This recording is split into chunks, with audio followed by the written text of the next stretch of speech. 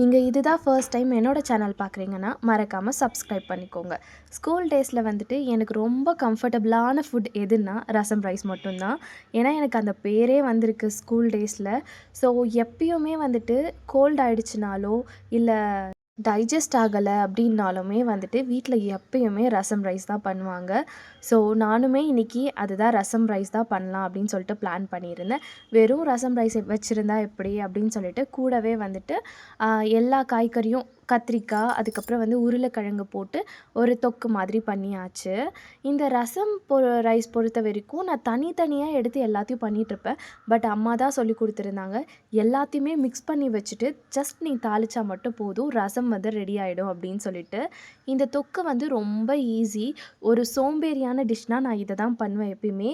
ஒரு பேனில் வந்துட்டு எண்ணெய், கடுகு, வெங்காயம், கருவேப்பிலை, பூண்டு இடித்து சேர்த்துட்டு தக்காளி போட்டு நல்லா வதக்கிட்டு அதோட வந்து கல்லுப்பு, அதுக்கப்புறம் மிளகாய்த்தூள் மட்டும் சேர்த்துட்டு உங்களுக்கு தேவையான காய்கறி போட்டு நல்லா வெந்த உடனே இறக்குனீங்கன்னா ஈஸியான ஒரு சைட் டிஷ் வந்து ரெடி ஆகிடும். ட்ரை பண்ணி பார்த்துட்டு கமெண்ட் பண்ணுங்கள்.